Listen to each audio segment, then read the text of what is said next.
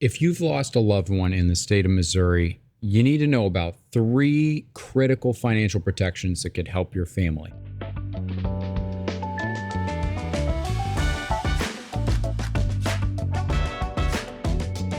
Hi, my name is Dan Schnurbush. I'm an estate and probate attorney out of St. Charles, Missouri, and I help clients all across the state of Missouri when somebody passes away to get through the probate court system when it matters the most. Today, we're going to be talking about 3 special allowances that are allowed for the spouses and minor children of a deceased person through the probate court process in Missouri for the spouse and children. These are called the anti-impoverishment rules. They're there to protect the spouse and the child from having all the money of the estate taken away that they might have needed to live on. So there are 3 main allowances: the Homestead Allowance, the Exempt Property Allowance, and the Annual Support Allowance. We're going to talk about each one of them. So generally speaking, these are only allowed to the spouse and minor children of the deceased. Sometimes they're also allowed to children who were in fact dependent upon the deceased, but most of the time we're talking about spouses and minor children. So let's start with the Homestead Allowance. What is it? It's up to a $15,000 amount out of the estate that can be paid in cash or real estate that can be given to the spouse or minor children as kind of just an immediate protection up to $15,000. Now, it's important to note that this allowance does reduce the final amount that you receive out of the estate, or it offsets it unless that amount is larger than what you would have gotten anyway. Okay, so if it kind of sets a floor on what you can receive as a spouse or a minor child, but it usually isn't going to increase your share relative to other heirs or beneficiaries.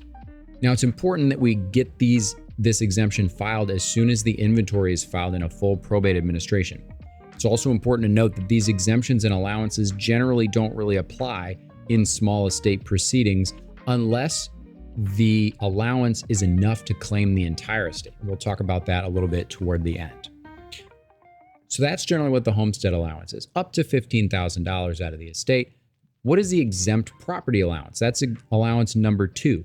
This is a laundry list of different kinds of property belonging to the estate. And basically what it allows is that a set of certain items for the deceased go to the heirs. Now, specifically, what are we talking about? This is governed by Section 474.250. The statute allows a Bible and other family books. It allows a car or motor vehicle, including a pickup truck. It also allows musical instruments or other amusement instruments, household furniture and appliances, utensils, personal clothing, effects, things like that. Okay, so we're talking about the intimate personal property of the deceased, the stuff that they lived with in their house on a day-to-day basis. Now, there are sometimes people want to fight around what are the contours of this allowance. Does it include things like, family heirlooms and, Christmas ornaments you got from grandma and stuff like that? But in general, that list is what controls the exempt property. Now, it's also important to note that there's a special situation when you have a spouse and there is a vehicle that the spouse wants to claim. In some cases, you can use a Missouri Department of Revenue Form 2305 in order to claim one vehicle for the spouse without having to go through probate. Now, it only works for the vehicle, and it generally works best when a vehicle is the only asset or one of a few assets, but it is a quick and easy way for a spouse to gain access to a vehicle, even if outside of probate or even if probate is going to be commenced. Okay. Now, what's our third exemption? Our third exemption is the Annual Support Allowance, and this is possibly the most important and most significant and powerful allowance allowed to the spouse and minor children of the estate. And that is because it's designed to be flexible and provide up to 1 year's support for the spouse and minor children. And this is often based on things like the tax returns of the deceased and what their standard of living was and what the expenses are likely to be, and how reliant the family and the children were on the income of the deceased. In that way, this family allowance can be small. In some cases, it might be $20,000, or it can be very large. It can be $100,000, $200,000, depending on how much money the deceased spouse was bringing into the family unit on an annual basis. Now, if you're going to ask for anything significant or anything larger with a family allowance, expect the court to ask you to prove that up with detailed documentation including things like a tax return or other information to show how much money that person was bringing in prior to their death. Now, the exempt property allowance and the annual support allowance, both of these are not chargeable against your distributive share. So these are in addition to, and this comes up most commonly in the context of a surviving spouse who is like a step parent.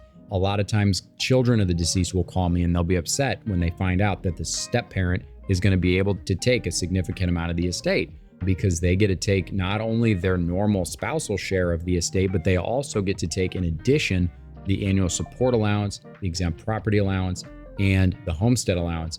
And the annual support allowance extends on top of their distributive share of the estate. Very important to keep that in mind. And in some cases, it can swallow the whole estate. And it's on the basis of these exemptions that the refusal letter process exists. And we've talked about that in other videos, but basically a refusal of letters application by a spouse or minor child says, look, judge, my allowances, everything put together, is going to be larger than the total value of the estate. So please, judge, just give me the whole estate, even if there are other heirs or other creditors or anything like that involved in this situation. So that's the legal basis for the refusal of letters applications that we've talked about in more detail in other videos. Those are the main three allowances that you, as a spouse or a minor child, should claim out of a full probate administration for your personal support: the annual support allowance, the homestead allowance, and the exempt property allowance. These three things together can provide a lot of pain relief financially when somebody passes away, when you really need to get access to money quickly. Additionally, the personal representative is responsible for segregating that property off and getting it into the hands of the family as soon as possible. It is not subject to creditors, so creditors can't take any of that money. And it can be distributed in the form of cash or real estate. So it's very flexible, very powerful, designed to help protect families, spouses, and minor children from impoverishment by the probate system. Okay? So that's it for this video. If you enjoyed this, be sure to like and subscribe for the algorithm so that other people can find us. And if you want to learn more about Missouri probate, check out some of our other videos. That's it for this one. Thanks, guys.